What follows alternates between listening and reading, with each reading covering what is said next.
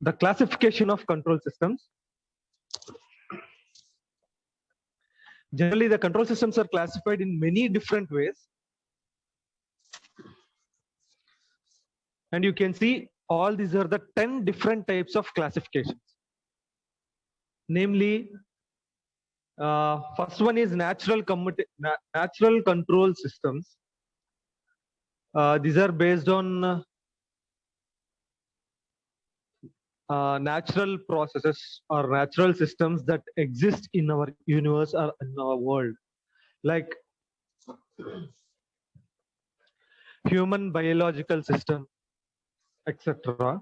Human biological system is the best example for natural control system, because the brain automatically controls the human body, right? So human biological system is one of the best example for natural controls. And the second type is man-made control systems. So the control systems which we made or comes under this category, man-made control systems. See, switches, regulators, vehicles, all these are manufactured by the man or human being. So we can control the switches, right?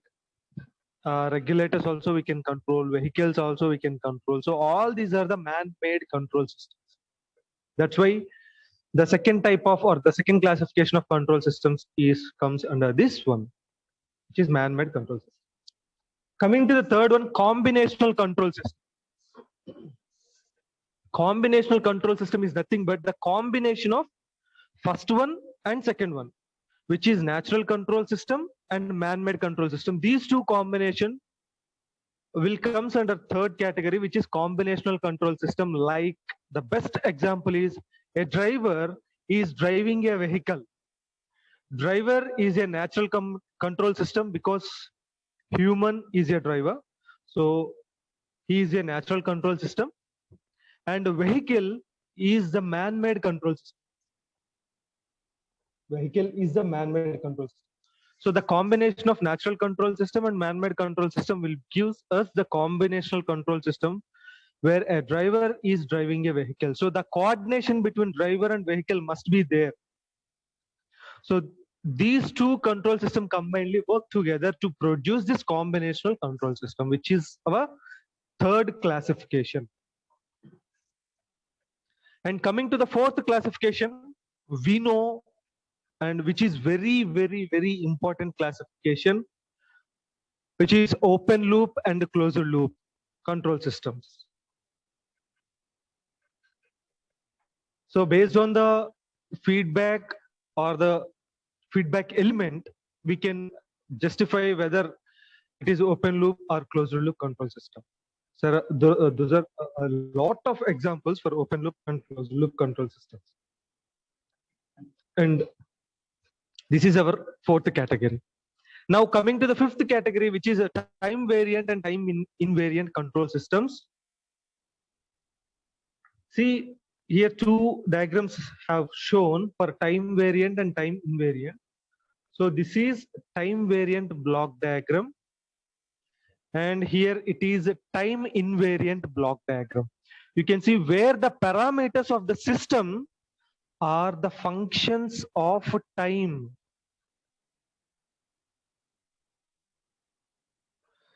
The internal parameters here in this block, we will have the system and the process or the function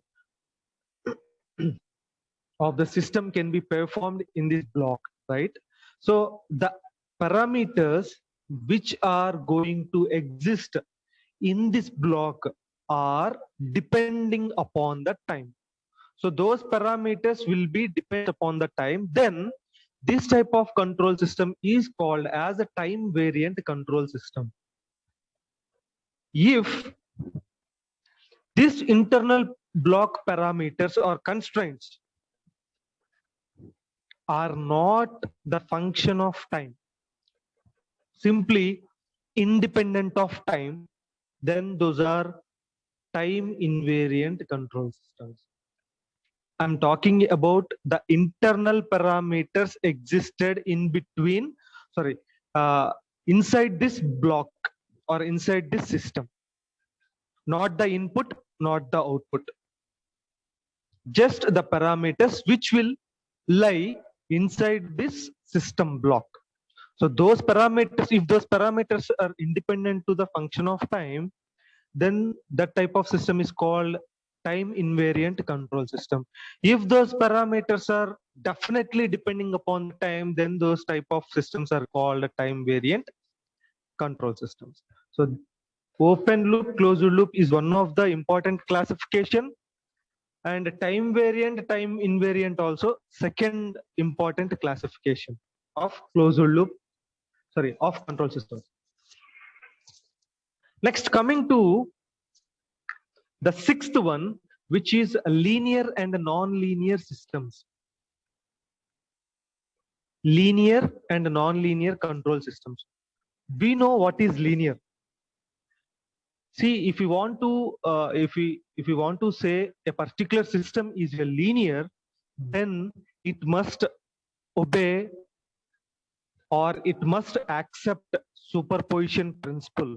We have learned the superposition theorem in the circuits concept, in the circuit subject. So if a system said to be linear system, then it must obey superposition principle. That is first point. And the second point, it must obey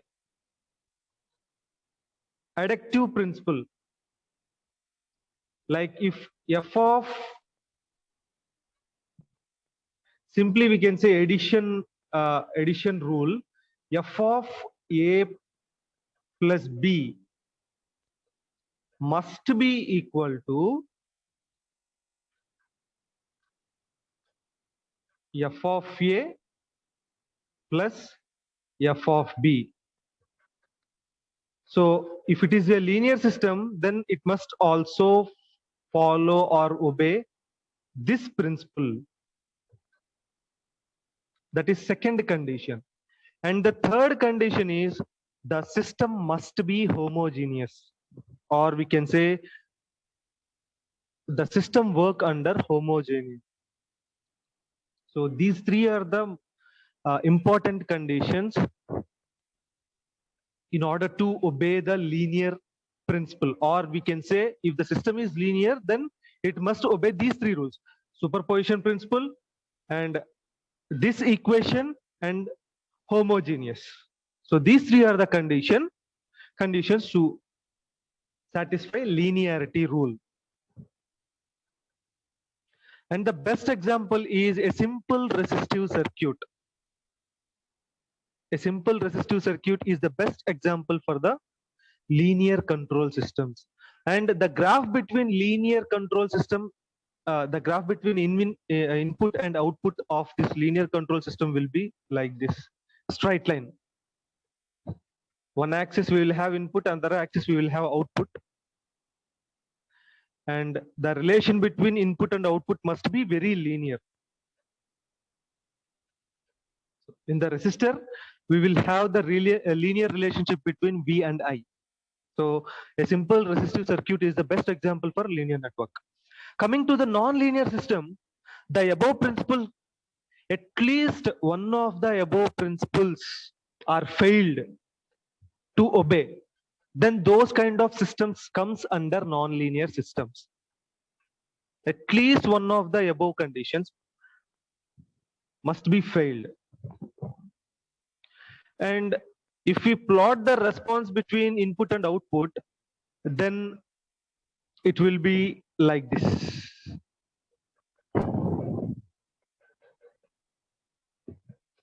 The graph will be like this. So this graph looks like non-linear. Simply we can say this graph is almost looking like as a diode VI characteristics. Diode is a non-linear element, right? So the best example for the non-linear system is a resistive network with a diode. Resistive network with a diode comes under non-linear control systems. So for linear, it must obey the three conditions: superposition, addition principle and homogeneous principle. If at least one of those conditions are failed to obey, then it will be non-linear control system. This is also one of the important type. So type 4, type 5, type 6, type 7, these 4 are most important types in the classification of control systems among the 10. Okay, remember these, don't forget to write these 4 types in the examination if the examiner asks you to write. And now you can see the 7th one, which is continuous and discrete control systems. See, this type of control system, if a system is said to be a continuous control system, then the output response must be continuous with time. The output response must be in continuous with time. Like we can draw a sinusoidal signal, right? So this sinusoidal signal, like this, you can see there is a continuity between each and every time. From this point to this point, let us say on x-axis it is a time. Now you can see sinusoidal signal is a continuous signal. So the output must be like this. The output must be continuous response with respect to time. Those type of systems are called as continuous control systems. Like the best example is a tacho generator. So with the help of tacho generator, we continuously record the speed of the machine. We continuously, each and every instant, we can record the speed of the machine with the help of tacho generator. So which is a continuous control system. So tacho generator is a continuous control system. Then what about a discrete control system? So in this discrete control system, the output response is in the form of intervals or in the form of discrete mode. And if we see the output response of such type of systems, those will be like this.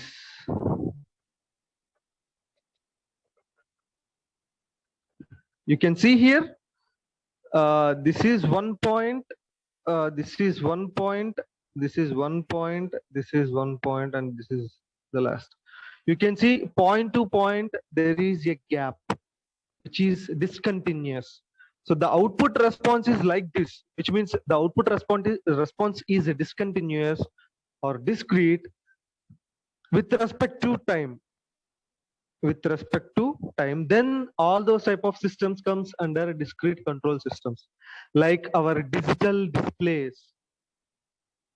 See, digital display record a single value. Each and every time the value will be changed. It won't record continuously, which can be done by tacho generator. You can see the speed change continuously in the tacho generator, in the analog form, analog tacho generator, not the digital tacho generator.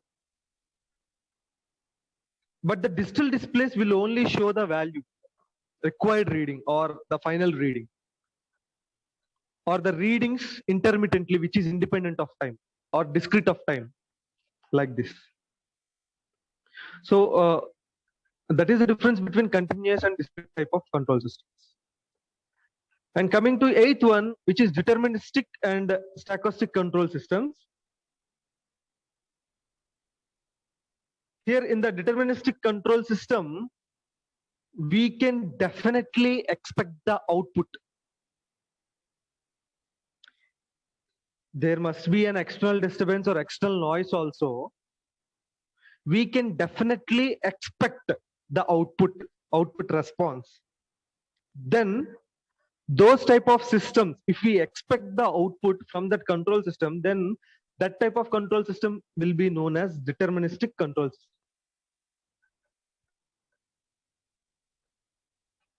And the second one, stochastic.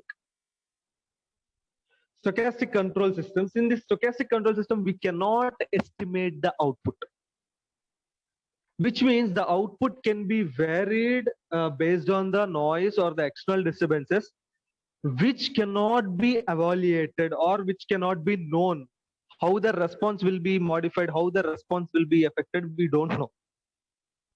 So those type of control systems are comes under this stochastic control systems type, which is 8th classification. And coming to the 9th one, lumped and distributed parameter control systems. Generally, you can see the lumped and distributed terms in power systems. Lumped type control systems are a definite control system. Definite control systems means we can easily evaluate them with the help of normal differential equations mode.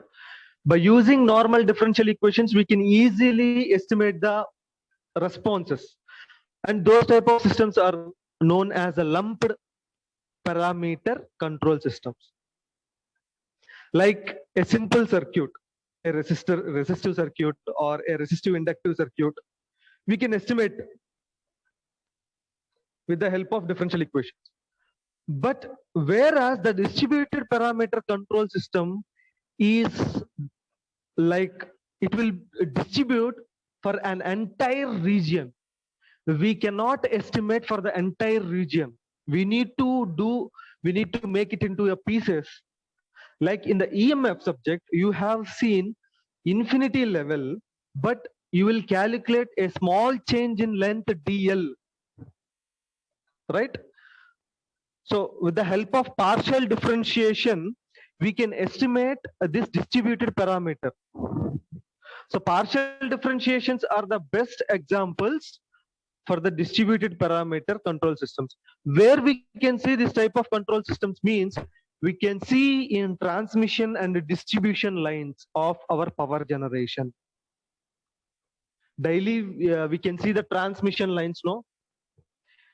Big transmission lines. So all those transmission lines will have resistance, inductance, capacitance, and conductance also. Of course, all those parameters are distributed parameters. So we need to calculate for a particular length. Let us say 500 meters length wire or 200 meters length wire. Like that, we need to estimate. So in order to estimate or in order to calculate distributed type parameters, we will use partial differentiations. Right? So that is the 9th one. And comes to the last one, which is SISO and MIMO. Listen, SISO is abbreviated as single input, single output. Single input, single output. So this SISO and MIMO, which means multi-input, multi-output. So single input, single output, multi-input, multi-output. These control systems are classified based upon the number of inputs given to the control system and the number of outputs taking from the control system. So what are the number of inputs and what are the number of outputs? Based on the input and output number, we will decide whether the system is single input, single output system or multi-input, multi-output system. So these are the major classifications of control systems. Out of these 10 classifications, open loop, closed loop, time variant, time invariant, linear and non-linear systems, continuous and discrete time control systems. These 4 are most important classifications. So don't forget to write these 4 whenever you get this question in the examination.